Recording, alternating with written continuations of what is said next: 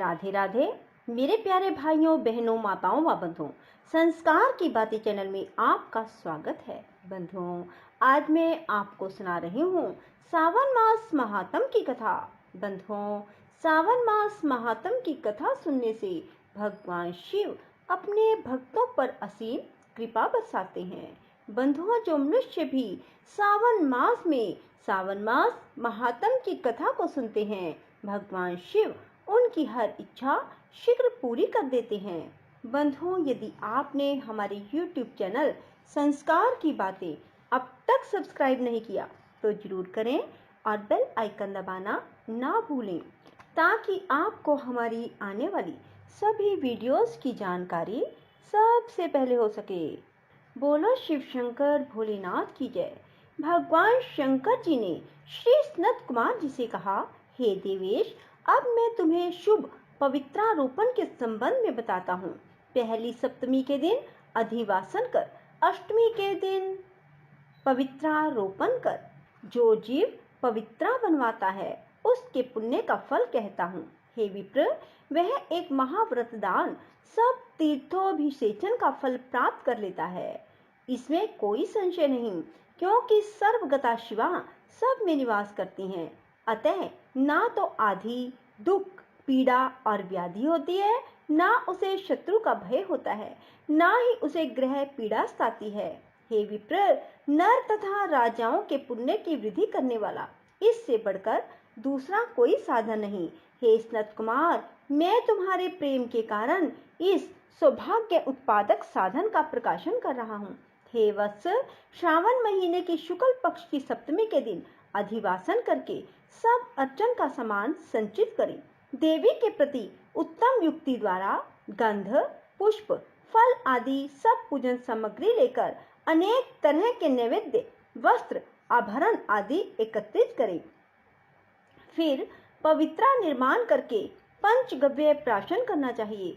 चरु द्वारा दिग्बली और अधिवासन कर रमणीय कपड़ों और पत्रों से पवित्रा का आच्छादन करना चाहिए।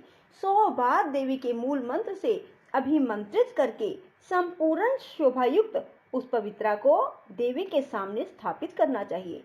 देवी के लिए सुंदर मंडप बनाकर रात को जागना चाहिए। उसके सामने नट, नर्तक, गायक आदि के कुशल विधि गणों द्वारा नृत्य विद्या, विशारद, वाद्य गीत इत्यादि का आयोजन करना चाहिए। अगले दिन प्रातःकाल स्नान करके दिशाओं में बलि देनी चाहिए। विधिवत देवी का अर्चन करने के बाद स्त्रियों तथा द्विजों को भोजन करवाना चाहिए, दक्षिणा देनी चाहिए।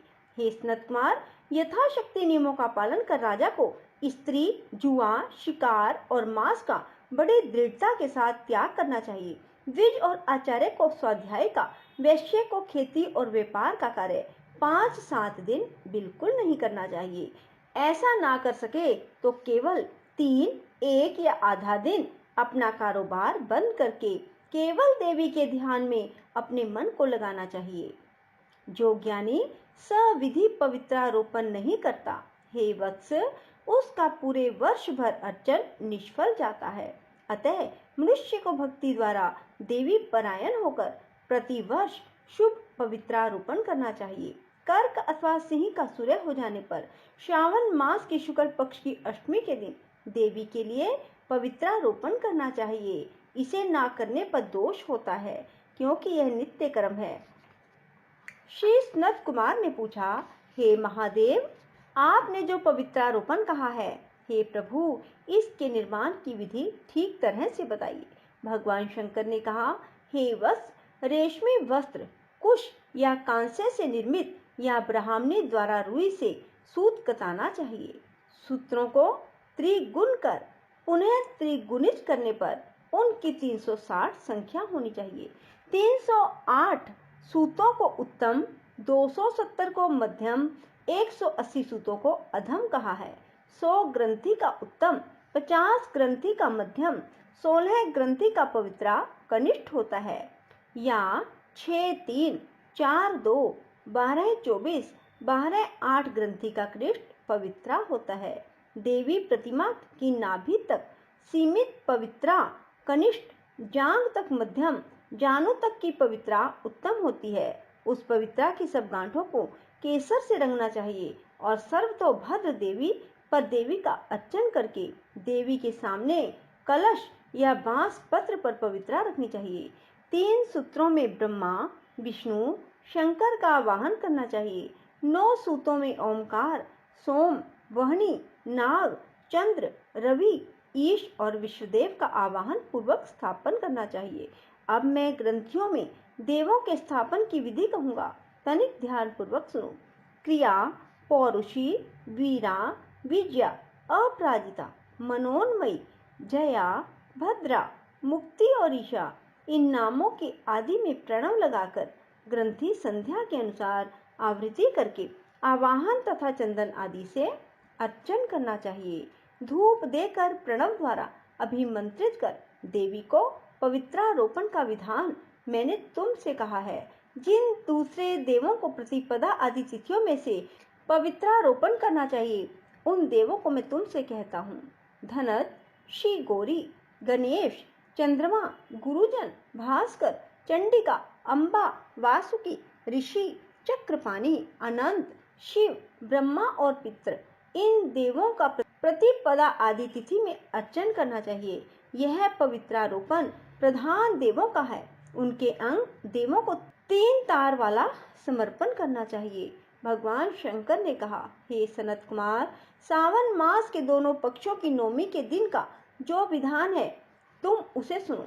हे वत्स, नौमी के दिन यथाविधि कुमारी नाम वाली दुर्गा का अर्चन कर व्रत करके दूध और शहद मिला हुआ भोजन करना चाहिए। दोनों पक्षों की नौमी को उपवास करके कुमारी नाम वाली चंडिका का निरंतर पूजन करना चाहिए। चांदी की प्रतिमा बनाकर उसमें भक्ति द्वारा दुर्गा पाप नाशनी का कनेर के फूल, गंध, अगर, चंदन, दशांग धूप और लड्डू द्वारा पूजन करना चाहिए।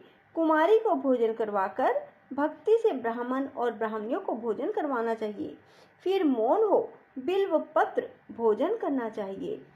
जो मनुष्य उत्तम भक्ति द्वारा दुर्गा की पूजा करते हैं, वे जहाँ निवास करते हैं उसी परम उत्तम लोक को जाते हैं।